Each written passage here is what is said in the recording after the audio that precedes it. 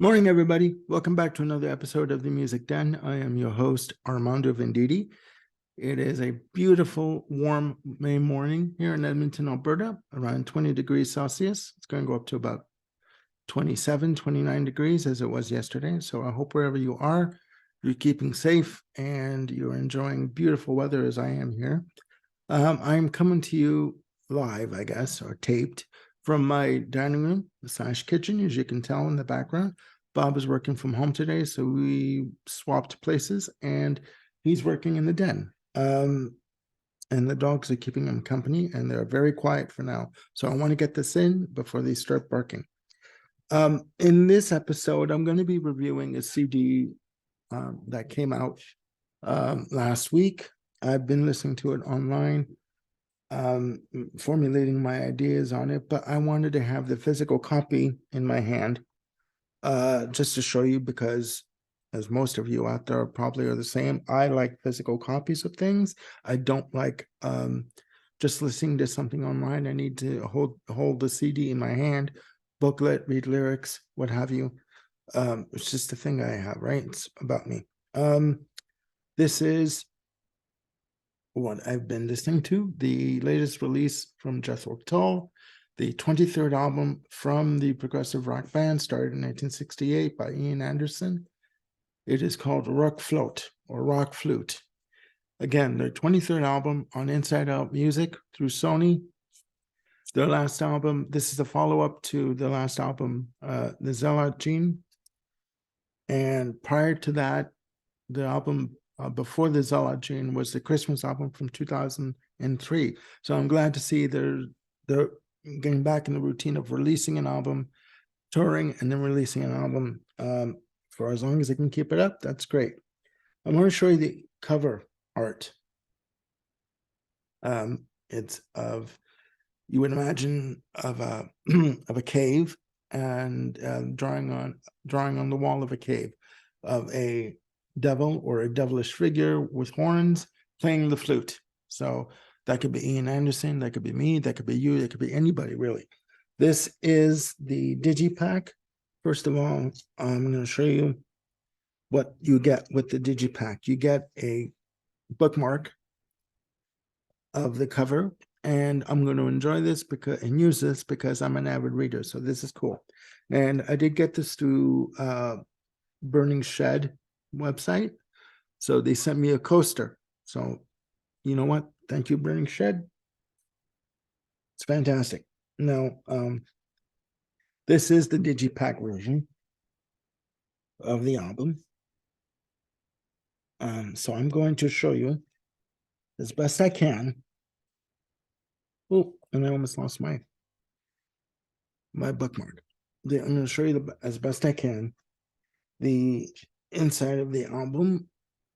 You have a great picture of Mr. Ian Anderson and two of the other members on one of the inlay sleeves.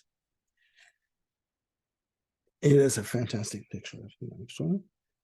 And I'm going to open the other side. And you have here, as you can tell, the center panel, which is the plastic tray with the CD in the center, and you have the two other members of Jethro Tull on the other inlay with the two pics of the band members.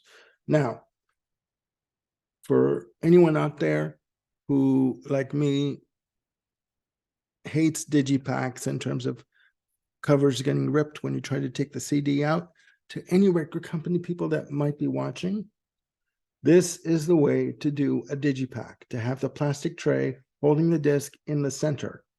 Do not have the CD inside of a paper sleeve where you have to reach in with fat fingers or whatever, and you have to pull it out, and you end up ripping the CD cover after only owning it for, like, say, 2 hours or an hour and a half. It's not the way to do it, but I digress. You know what I mean? Everyone's got their own opinion. I've got mine, and there you go. Now, I'm going to tell you a bit about the album. As I said twice already, it is the 23rd release It was released on April 21st of this year. On the album playing, you have Ian Anderson, of course. First of all, it was produced by Ian Anderson. And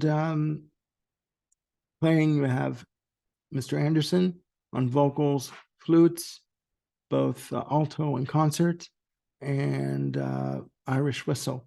You have David Goodyear, last name spelled Goodier, on bass. You have John O'Hara on keyboards, piano, and Hammond organ. You have Scott Hammond on drums, and you have Mr. Joe Parrish James on guitars, acoustic, electric, and mandolin. Now, in terms of the subject matter of the album, it basically harkens back to the 70s in terms of what you would hear on a 70s progressive rock album, at least from Jethro Tull. The album revolves around characters, roles, and principal gods in Norse paganism. It is a really good album. There are 12 tracks. Sorry, I just dropped my, I'm trying to hold on to my bookmark and it fell on the floor, so I'll get that later. The album clocks in at just under 45 minutes, clocks in at 44 minutes, 47 seconds, okay? There are 12 tracks. They are bookended by, the first track is Voluspo and Ithavol, which is track 12. And they are done by a female vocalist in I believe, Nordic language, Nordic tongue. So the album was originally supposed to be an instrumental album mainly, but Mr. Anderson decided to put vocals on the tracks and write all the words, and it is a good album. It is a really good album. What I like about it is the flutes and guitars go together. They do the same melody line together, and Mr. James' guitar work on this album is fantastic. He does a lot of harmony guitar. I guess you call it twin tracking his guitar parts. So it gives you a much more thicker, more richer, fuller sound with regards to the guitar parts. Standout tracks, and I'm going to probably screw up these names, are, let's see here, Hammer on Hammer, Wolf Unchained, Trickster is a good one, Cornucopia is another one. Oh God, Gnunugap is the second track on the album, which I do believe is a single. But all the tracks on here are fantastic. Ian Anderson's vocal range has changed over the years. I mean, there's no way around it. He has aged, as all artists have aged. I mean, Elton John used to be able to reach the higher registers in terms of the octaves until he had nodes removed off of his vocal cords, I believe in the 80s. So he's not able to reach the high register that he used to in the 70s. And I mean, Ian Anderson is no different. I mean, he doesn't reach those higher ranges anymore. He's not able to, I don't think, which is fine. The album, how can I put this? There are certain albums that you listen to that are like, they go by season. You know what I mean? Like, I've heard people say that Songs from the Wood is a very fall album, very autumn oriented album. And this one for me, RokFlote for me is a very sort of mid to late winter, early spring kind of a feel to me. Again, the work on here, I mean, for example, Ian Anderson plays a flute like Martin Barr would play a guitar solo. I mean, he's very fluid flute, if that makes any sense. He runs scales up and down on the flute that just is amazing. And him in tandem with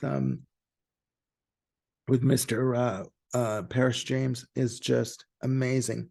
That they work really well off one another. The music on here is not overly heavy in terms of playing. It kind of harkens back to for me. How can I put this? Almost like Thick as a Brick, that kind of playing, that kind of intricate playing. Not as dense, not as layered. I mean, it's layered, but it's there are spots where it's very sparse in its arrangement, and it's fantastic. It's fantastic. Again, there are 12 tracks.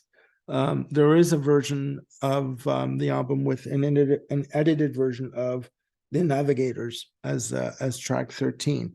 But I mean, it's, if you've got this version with the 12 tracks on it, you don't really need the 13th track. So and if, I mean, in terms of albums, I prefer this over the Zelot Gene. I really do. I think he does a fantastic job on this album. In terms, the playing on this album is exemplary. It's fantastic. They are locked into one another in terms of a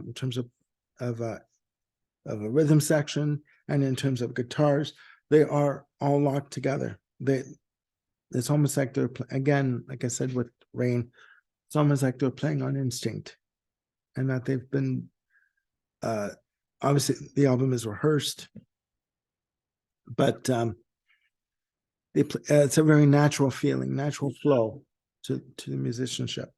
So yeah, that's it for now. And again, you can you can get this album on Amazon. It goes for like $19 directly from Amazon.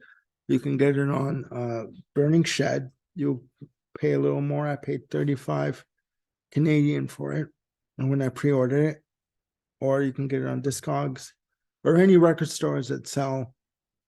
I know my local record store, however, has an issue with the Inside Out catalog, and they're not able to get any product easily from Inside Out. So if you want to get your hot little hands on this, you may need to go to Amazon or Discogs, or even check eBay. In terms of chart position, sorry, I forgot to mention, it's reached number 4 in the UK charts. It hasn't charted in the US or Canada, but it's reached number 4 in the UK. So it's a hit, you know. If you like Jethro Tull, if you like the complex arrangements that Ian Anderson's done in the past, it's still here. If you are okay with his singing range as it is these days, then you will enjoy this album immensely. So sorry for the premature ending before, but I am leaving right now. So hopefully you guys are having a great day. Please click like and subscribe and hit the notification bell to make sure that you're up to date on all the content that I will be providing. And I hope you guys are looking after yourselves and each other. And I will be back soon with another video. So please take care, and we'll talk to you soon. Bye for now.